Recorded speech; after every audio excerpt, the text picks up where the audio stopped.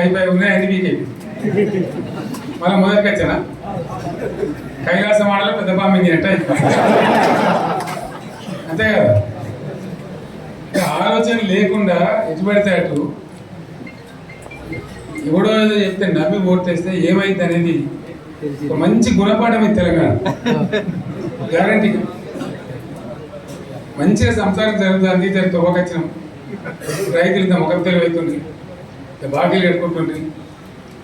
ఎంతోమంది పాపం సిటీలు వేసుకుంటారు, ఏదో వేసుకుంటారు. రైతు బంధు పైసలు పడితే ఎంత సంతోషం ఉంటుండే. ఆయన పోయి నేను గంగా వేసుకోండి. ఇప్పుడు వాడు ఎంతడో ఏడో బాగవుతుంది. ఇచ్చినప్పుడు మోసం, ఏదో మళ్ళీ ఎలక్షన్ కోసం దానికోసం చేస్తారు తప్ప కడపడిన ప్రేమ ఇచ్చేది ఇచ్చే ఉంటుందా?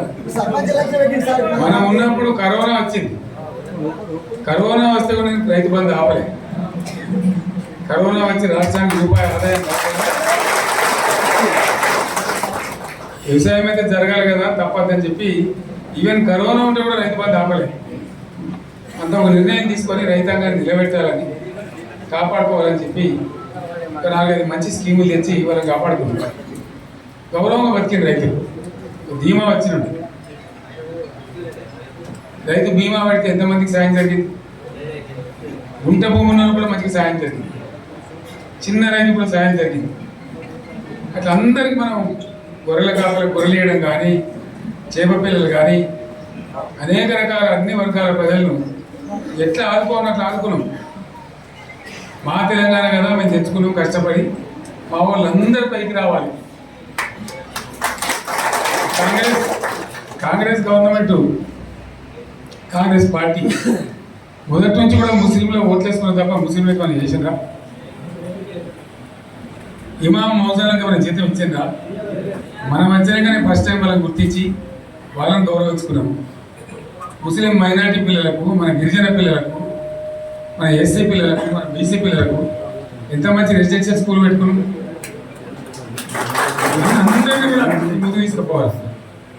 ఇవాళ మన కన్నా ముందు నాకు బాధ కలిగేది ఏంటంటే, చిన్న వర్గాల ప్రజలు కాన్వెంట్ స్కూళ్ళలో చదివించలేదు, వాళ్ళ పిల్లలు కూడా బాగా చదవాలని చెప్పి ఎస్సీలకు, బీసీలకు, గిరిజనులకు, మన మైనార్టీ సోదరులకు గురుకుల పాఠశాల పెట్టారు.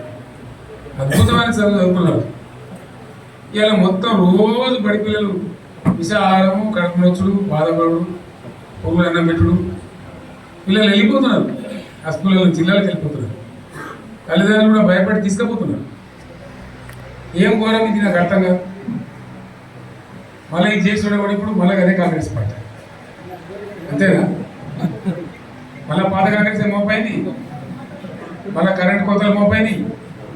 ఎండాకాలానికి ఏం గతి అవుతుందో మార్చి ఏప్రిల్ ఏమవుతుందో ఇంకా. కరెంటు కోతలు మోపైనాయి, మంచినీళ్ళు సరిపోతలేవు, అడిగే నాతులు లేడు. ఎవడన్నా గట్టిగా నిలబెట్టి సిల్ల తీసాడితే వారికి పోలీసులు నిలబెట్టేయడం. ఇదేనా రాజ్యం? ఇట్లా ఉందా రాజ్యం? ఎందుకు వచ్చింది పరిస్థితి చెప్తా. నాకేం గుర్తులేదు. నేనేమంటున్నా అంటే, ఇట్లా అనేక పనులు చేసుకున్నాం మనం. గోదావరి నుంచి నీళ్ళు తెచ్చుకున్నాం, నీళ్ళు తెచ్చుకొని మంచినీళ్ళ తర్వాత సాగు నీళ్ళు కూడా పడతాయి. మెదక్లో ఇంకా ప్రాంతం అంతా కొత్త అందినాయి నీళ్ళు, పాత మెదక్ జిల్లాలో. మీదికి మిగిలిన పైచీకి వచ్చేట్టు ఎకరాలు నీళ్ళ స్టెట్ పెట్టుకున్నాం. టెండర్లు పెంచడం, పనులు స్టార్ట్ అయినాయి, ఉత్తదారు వచ్చిండ్రు, పనులు మొదలుపెట్టింది. ఇవాళ కాంగ్రెస్ గవర్నమెంట్ ఆ టెండర్లు ఎందుకు ఆపింది? సంగమేశ్వర, బసవేశ్వర ఎత్తిపోతల పథకాలు ఎందుకు నిలిపేసింది? ఎవరి కోసం నిలిపేసినట్టు? నేను హరీష్ రావు చెప్తున్నా, మీరు 2 తాలూకాల ప్రజలు కూడా సమీకరించి సంగమేశ్వర, బసవేశ్వర మీద పెద్ద ఎత్తున దండయాత్ర చేయాలి. తప్పదు కదా, కొట్లాడితేనే తెలంగాణ వచ్చింది.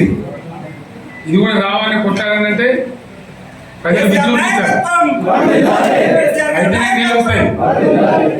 సంగమేశ్వర లిఫ్ట్ రావాల్సిందే, బసవేశ్వర లిఫ్ట్ రావాల్సిందే. ఖచ్చితంగా 2 తాలూకాలు కూడా 1,50,000 నీళ్ళు వస్తే పంటలు పండితే మనం బతుకుతాం.